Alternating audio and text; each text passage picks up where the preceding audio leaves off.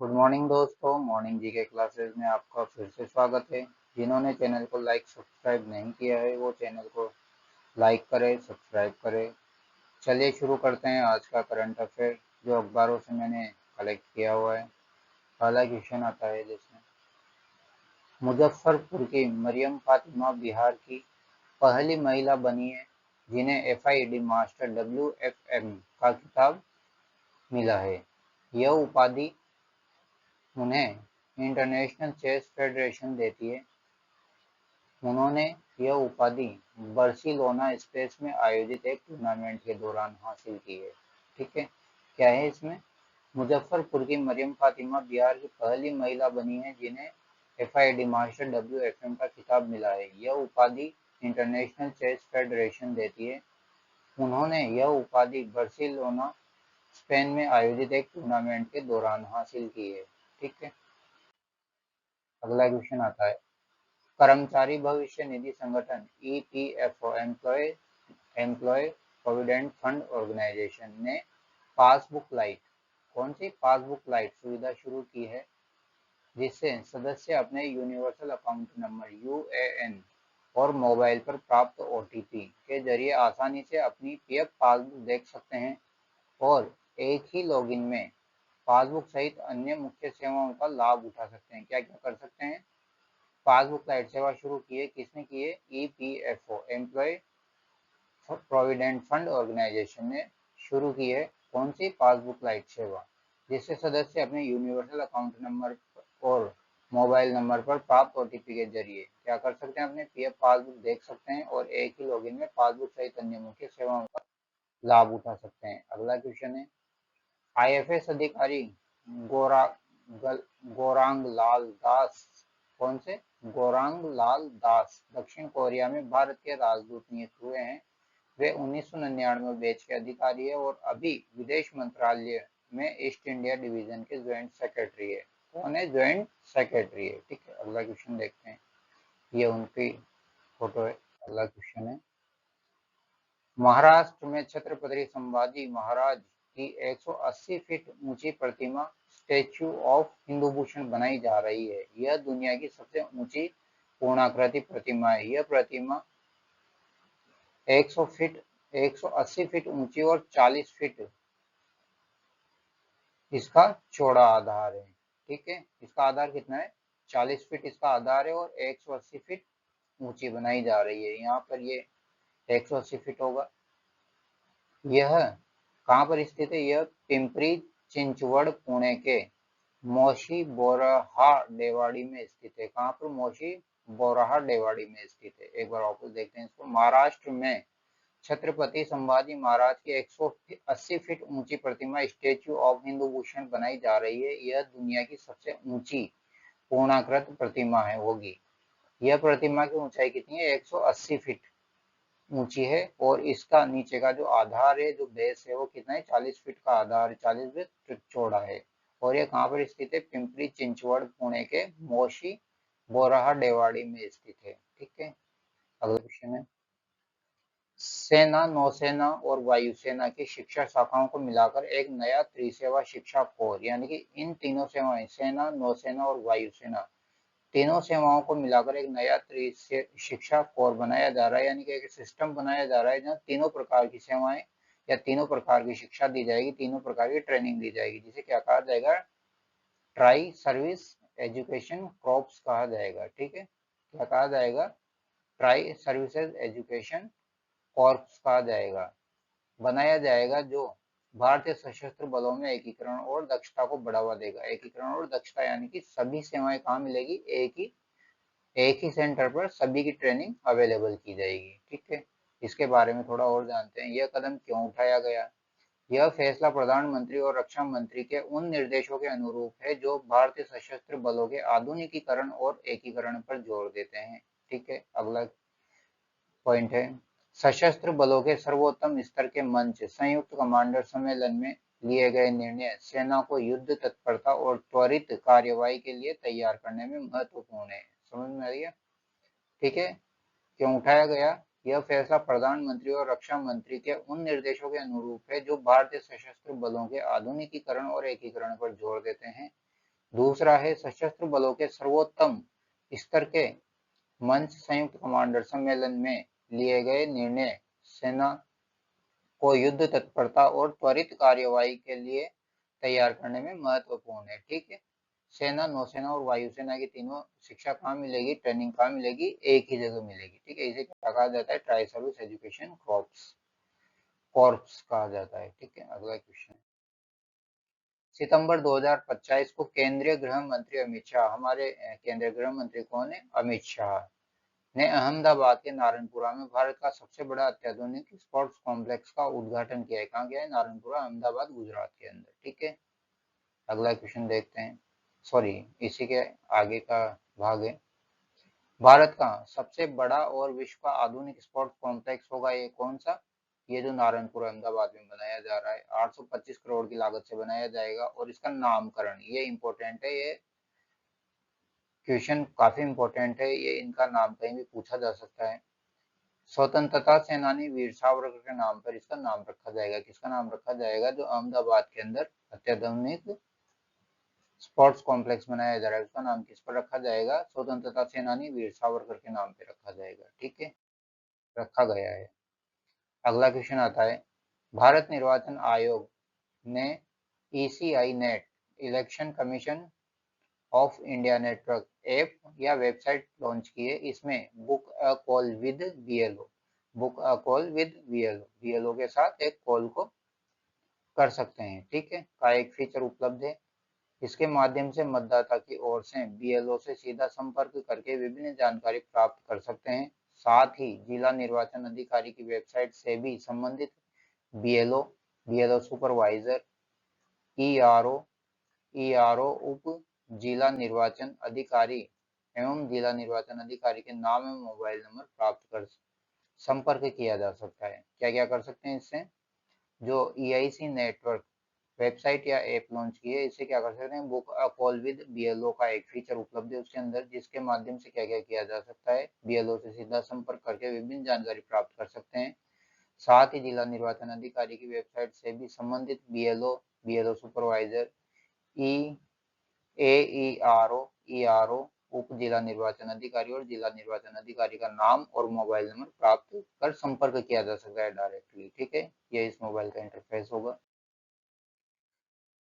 अगला क्वेश्चन है, दिल्ली के कर्तव्य पथ पर 10 किलोमीटर लंबी कैनवास पेंटिंग, कौन सी पेंटिंग, कैनवास पेंटिंग बनाकर एक नया वर्ल्ड रिकॉर्ड बनाया गया है। इस आयोजन में करीब 35,000 कलाकारों ने हिस्सा लिया है, जिनमें स्कूली बच्चे, राष्ट्रीय पुरस्कार विजेता और कला के छात्र शामिल है। सभी ने मिलकर विकसित भारत के रंग कला के संग थीम पर भारत के 2047 के विजन को रंगों के जरिए पेश किया है। क्या किया है इसके अंदर, दिल्ली के कर्तव्य पथ पर 10 किलोमीटर लंबी एक कैनवास पेंटिंग बनाकर नया वर्ल्ड रिकॉर्ड बनाया गया है। इस आयोजन में करीब 35,000 कलाकारों ने हिस्सा लिया, जिनमें कौन कौन शामिल है, स्कूली बच्चे, राष्ट्रीय पुरस्कार विजेता और कला के छात्र शामिल है। सभी ने मिलकर किस थीम पर, विकसित भारत के रंग कला के संग थीम पर भारत के 2047 के विजन के रंगों के जरिए क्या किया है, पेश किया है। ठीक है, अगला क्वेश्चन है, देश की पहली ग्रीनफील्ड स्मार्ट सिटी किसे बना दिया गया है, धोलेरा गुजरात को, जहां पर नए नए उद्योग लगाए जाएंगे। ठीक है, क्या बनाया जा रहा है, देश की पहली ग्रीनफील्ड स्मार्ट सिटी किसे बनाया जा रहा है, ये बनाया जा रहा है गुजरात के अंदर जो धोलेरा है उसको बनाया जा रहा है, जहाँ नए नए उद्योग लगाए जाएंगे, नए इंडस्ट्रियल एरियाज डेवलप किए जाएंगे। ठीक है, अगला क्वेश्चन है, जयपुर में 22 से 29 सितंबर तक GST बचत उत्सव का आयोजन किया गया है। इसका उद्देश्य केंद्र सरकार की ओर से GST दरों में की गई कटौती का लाभ उपभोक्ताओं तक पहुंचाने के साथ ही व्यवसायी वर्ग को प्रेरित करना होता है। क्या है इसके अंदर, जयपुर में 22 से 29 सितंबर तक GST बचत उत्सव मनाया गया है। इसका उद्देश्य क्या है, केंद्र सरकार की ओर से GST दरों में की गई कटौती का लाभ उपभोक्ताओं तक पहुंचाने के साथ ही व्यवसायी वर्ग को प्रेरित करना रहता है। ठीक है, अगला क्वेश्चन है, राजधानी जयपुर में पुलिस ने पहली बार ड्रोन पेट्रोलिंग शुरू की है। ड्रोन पेट्रोलिंग मतलब ड्रोन के थ्रू पेट्रोलिंग करना। वैसे तो रात में पुलिस पूरी सिटी में पेट्रोलिंग करती है, लेकिन ये एक नई टेक्निक के द्वारा वीडियो मतलब नए मतलब ड्रोन के द्वारा क्या किया जा रहा है, पेट्रोलिंग की जा रही है। तो इससे पेट्रोलिंग करना थोड़ा और आसान हो गया है और क्राइटेरिया भी बढ़ाया जा सकता है। इससे दूर तक और कैमरे के जरिए निगरानी की जाती है। ठीक है, ये क्या होता है, ड्रोन पेट्रोलिंग बोला जाता है इसमें। अगला क्वेश्चन आता है, मुंबई में जल्द ही कुर्ला और बांद्रा रेलवे स्टेशनों के बीच पॉड टैक्सी सेवाएं शुरू की जाएगी। सीएम देवेंद्र फडणवीस ने सोमवार को इस संबंध में एक बैठक की अध्यक्षता की है। अब पोर्ट टैक्सी क्या होता है? Port taxi personal rapid transition system का एक हिस्सा होती है जिसमें automatic driverless electronic vehicles elevated track पर चलते हैं। क्या है ये? Port taxi personal rapid transition system का एक हिस्सा होती है जिसमें automatic driverless electronic vehicles elevated track पर चलते हैं। ठीक है, ये ये है पोर्ट टैक्सी का फोटो है। अगला क्वेश्चन आता है, वनस्थली विद्यापीठ के पृथ्वी विज्ञान विभाग की ओर से पृथ्वी विज्ञान की प्रगति, नवाचार, चुनौतियां और भावी दृष्टिकोण विषय पर अंतर्राष्ट्रीय सम्मेलन का आयोजन किया गया। 2 दिवसीय इस सम्मेलन का उद्देश्य पृथ्वी विज्ञान में नवाचारों, चुनौतियों और भविष्य की संभावनाओं पर विचार विमर्श किया गया। उद्घाटन सत्र में कुलपति प्रोफेसर ईना आदित्य शास्त्री ने सतत विकास में पृथ्वी विज्ञान की भूमिका पर बल दिया, जबकि मुख्य अतिथि डॉक्टर पृथ्वीश नाग ने भू-स्थानिक तकनीकों के महत्व को रेखांकित किया। ठीक है, एक बार इसे वापस पढ़ते हैं। वनस्थली विद्यापीठ के पृथ्वी विज्ञान विभाग की ओर से पृथ्वी विज्ञान की प्रगति, नवाचार और चुनौतियों और भावी दृष्टिकोण विषय पर अंतर्राष्ट्रीय सम्मेलन का आयोजन किया गया। 2 दिवसीय इस सम्मेलन का उद्देश्य पृथ्वी विजन में नवाचारों, चुनौतियों और भविष्य की संभावनाओं पर विचार विमर्श किया गया। उद्घाटन सत्र में कुलपति प्रोफेसर ईना आदित्य शास्त्री ने सतत विकास में पृथ्वी विज्ञान की भूमिका पर बल दिया, जबकि मुख्य अतिथि डॉक्टर पृथ्वीश नाग ने भू-स्थानिक तकनीकों के महत्व को रेखांकित किया। ठीक है, अगला क्वेश्चन देखते हैं। बांसवाड़ा में 25 सितंबर को देश के सबसे बड़े न्यूक्लियर पावर प्लांट केंद्र का शिलान्यास किया गया है। किसने किया गया है? प्रधानमंत्री द्वारा। माई संयंत्र राजस्थान मध्य प्रदेश के बॉर्डर पर स्थित है। कहाँ पर स्थित है माई संयंत्र? राजस्थान मध्य प्रदेश के बीच में बना हुआ है। ठीक है, वापस देखते हैं।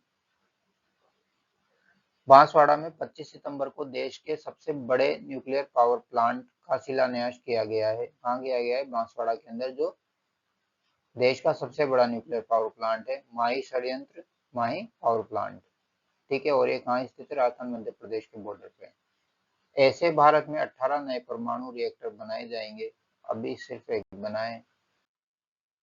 ठीक है, अगला क्वेश्चन है, जयपुर में दुनिया का पहला आयुर्वेदिक एक्सीलेंस सेंटर बनाया जाएगा। क्या बनाया जाएगा? जयपुर के अंदर दुनिया का पहला आयुर्वेदिक एक्सीलेंस सेंटर बनाया जाएगा। कहाँ बनाया जाएगा? जयपुर के अंदर बनाया जाएगा।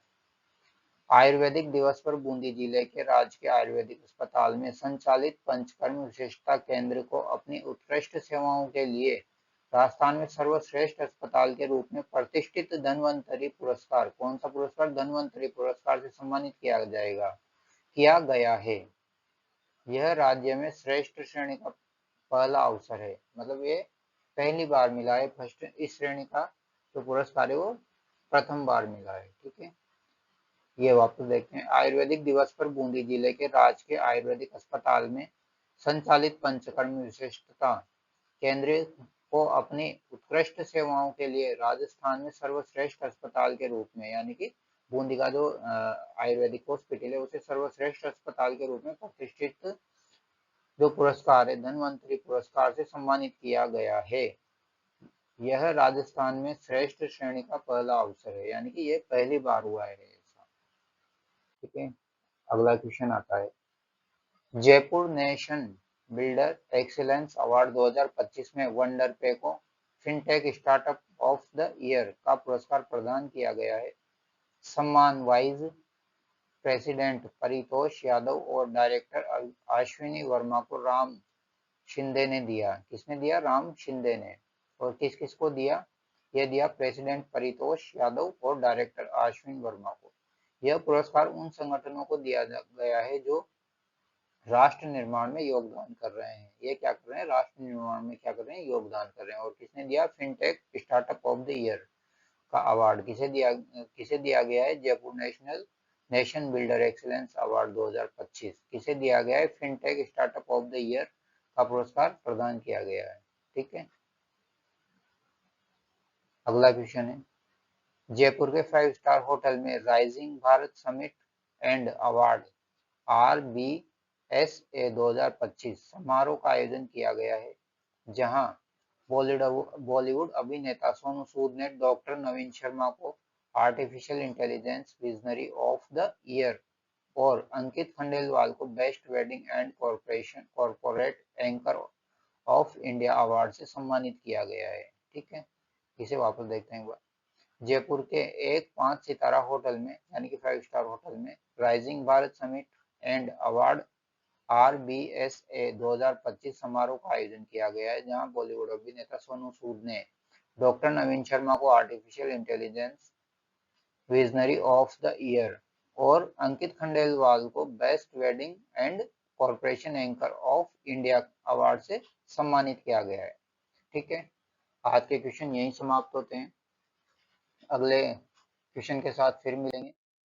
तब तक जिन्होंने चैनल को सब्सक्राइब नहीं किया है वो चैनल को सब्सक्राइब जरूर करें, उसे लाइक करें और अगर किसी को ज़रूरत हो तो चैनल को शेयर ज़रूर करें। धन्यवाद।